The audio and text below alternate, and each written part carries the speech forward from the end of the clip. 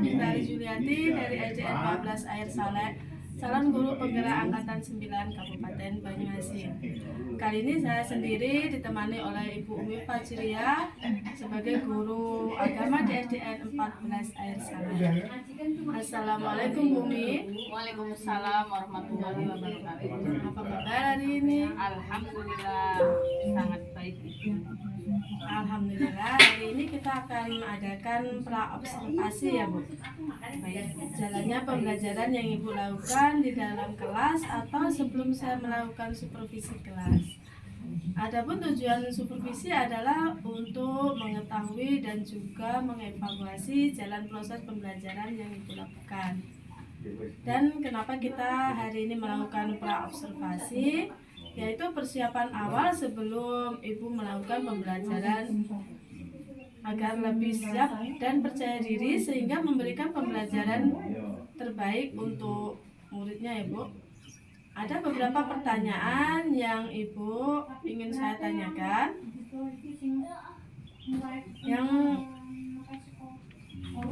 pertama yaitu berkaitan dengan tujuan ya Bu. Kira-kira tujuan pembelajaran yang ingin Ibu capai apa? Berdasarkan rangkaian pembelajaran yang saya tulis di sini ada dua ya Bu.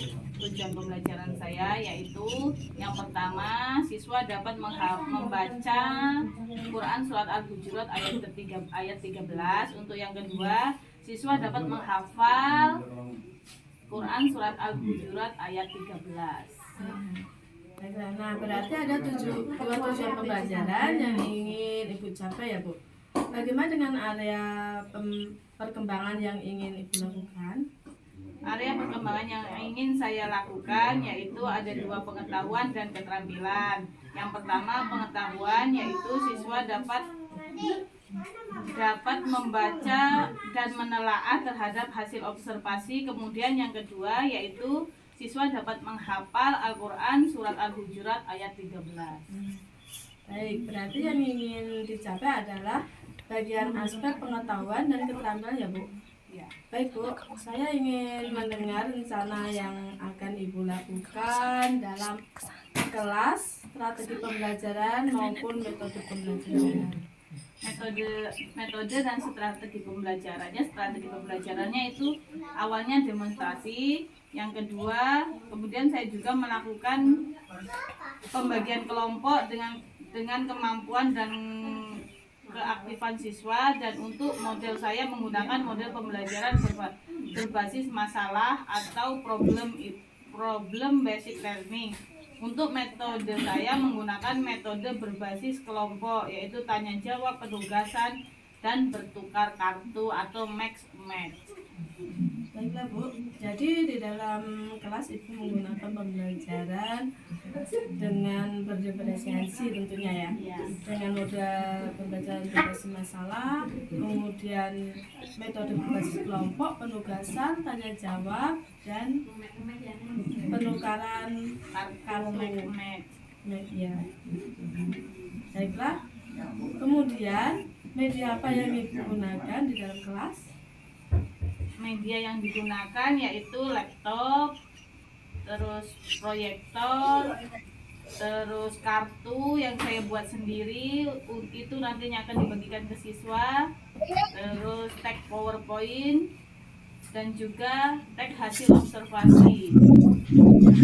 LKPD juga ditambah LKPD. Baik, kira-kira kapan Ibu akan melakukan kegiatan pembelajaran tersebut? Di hari apa, kelas berapa, dan jam berapa? Kebetulan saya ada jamnya hari Rabu di kelas 4 jam kedua. Ya. Jadi di hari Rabu Ibu akan melakukan pembelajaran di kelas 4 jam 2 ya Bu? Ya. Baik Bu, nanti saya akan datang di kelas Ibu untuk melakukan supervisi kelas, melihat dan mencatat hal apa saja yang ada di dalam kelas. Nah itu setelah melakukan kegiatan observasi di dalam kelas Bu, nanti setelahnya melakukan kegiatan itu percakapan kita berakhir, kemudian kita lanjutkan percakapan pasca observasi yang akan didampingi oleh pengajar praktik. sebelum kita akhiri, ini apa yang Ibu hasilkan dari percakapan kita hari ini. Ya, yang mungkin saya mendapat gambaran media apa yang harus saya gunakan nanti. Setelah itu saya persiapkan dari sekarang, Bu. Saya memilih gambaran dari hasil percakapan kita ini. Terima kasih, Bu, telah melakukan percakapan pra-observasi. Nanti kita ketemu di kegiatan observasi hari Rabu ya, Bu ya. Demikianlah percakapan kita hari ini. Sampai ketemu dengan kegiatan observasi kelas dan kegiatan pasca observasi. Wassalamualaikum warahmatullahi wabarakatuh. Waalaikumsalam warahmatullahi wabarakatuh. Assalamualaikum warahmatullahi wabarakatuh.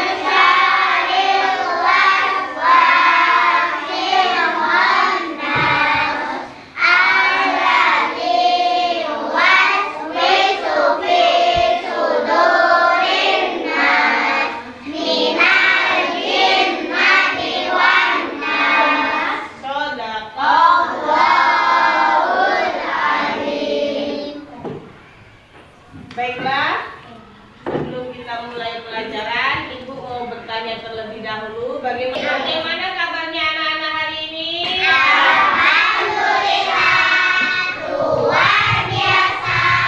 Allahu Akbar. Yes, yes, yes. Ya, sebelum kita mulai belajar, marilah bersama-sama kita tepuk semangat dulu, biar kita belajarnya nanti selalu semangat. Tepuk semangat.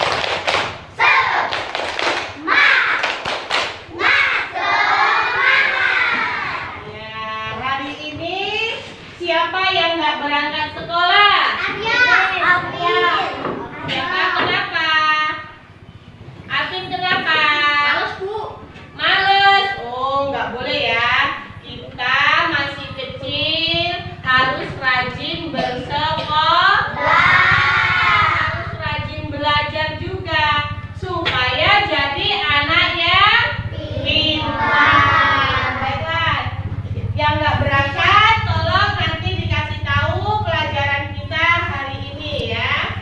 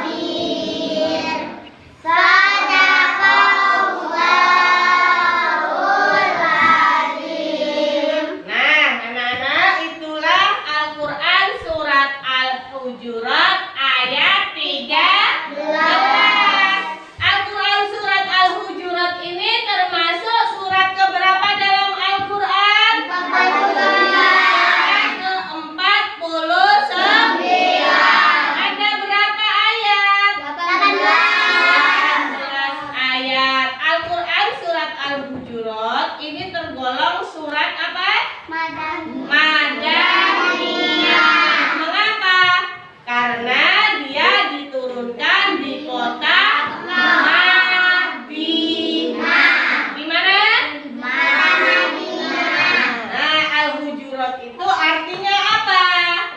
Al-Hujurat artinya adalah bilik-bilik atau kamar ya. Nah, sekarang Ibu akan membacakan arti dari surat Al-Hujurat. Wahai manusia, sungguh kami telah menciptakan kamu dari seorang laki-laki dan seorang perempuan. Kemudian kami jadikan kamu berbangsa-bangsa dan bersuku-suku agar kamu saling mengenal. Sesungguhnya yang paling mulia di antara kamu di sisi Allah ialah orang yang paling bertakwa. Sungguh Allah Maha mengetahui lagi Maha teliti. Al-Quran Surat Al-Hujurat ayat 13. Nah, itulah Al-Quran Surat Al-Hujurat ayat 13. Ada berapa tadi surat Al-Hujurat? Ada 18. Yang Ibu tanya yang jawab. Bilqis, surat Al-Hujurat termasuk surat ke berapa dalam Al-Quran? 49. Kita kasih tepuk tangan buat Kiki. Ya, yang lain nanti Ibu kasih pertanyaan juga. Nah, dalam pelajaran kali ini kita akan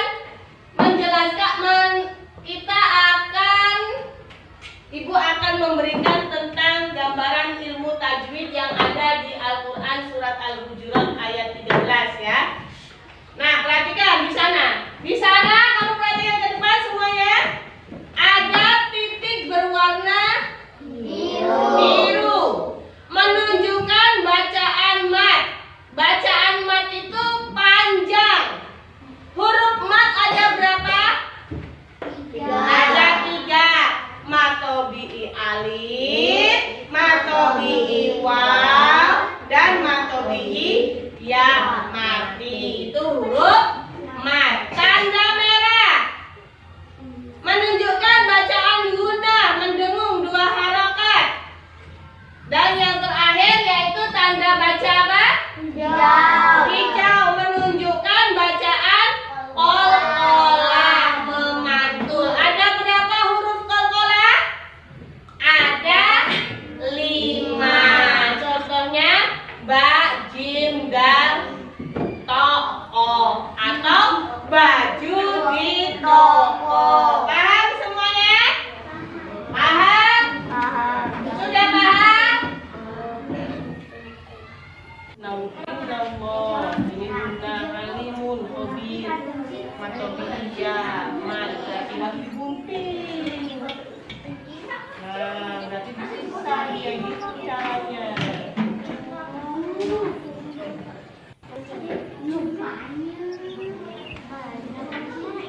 Sudah.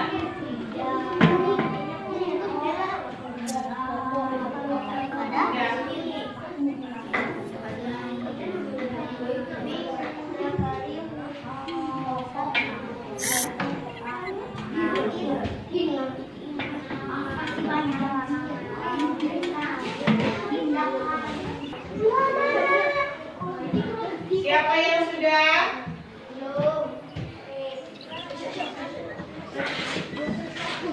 Kamu sudah? Kalau sudah ditempel di dinding belakang kamu.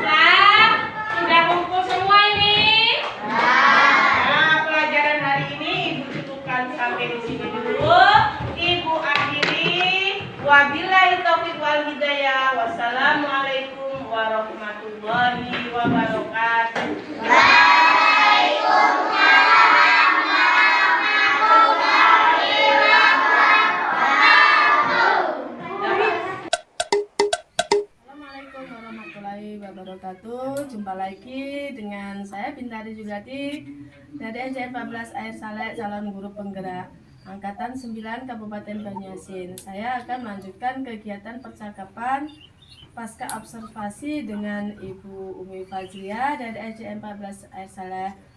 Telah diobservasi. Assalamualaikum Bu Umi, apa kabarnya? Waalaikumsalam warahmatullahi wabarakatuh. Kabar saya alhamdulillah baik, Bu. Baik, alhamdulillah sehat ya Bu ya. Alhamdulillah sehat. Percakapan pasca observasi ini akan memberikan pertanyaan-pertanyaan pada Ibu berkaitan dengan jalannya observasi yang telah Ibu jalankan, dengan tujuan untuk mengevaluasi sejauh mana kegiatan yang telah Ibu lakukan.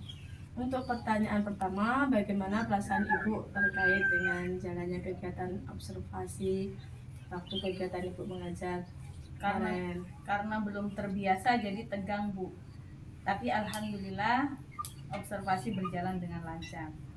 Alhamdulillah berjalan dengan baik ya Bu, dan lancar. Baik, bisa diceritakan kembali Bu area pengembangan yang Ibu lakukan di dalam kelas. Kemudian tahapan-tahapan pembelajaran apa yang sudah Ibu lakukan di dalam kelas? Tahapan yang pertama yaitu menyusun perangkat pembelajaran. Kemudian untuk area pengembangan, area pengetahuan dan keterampilan.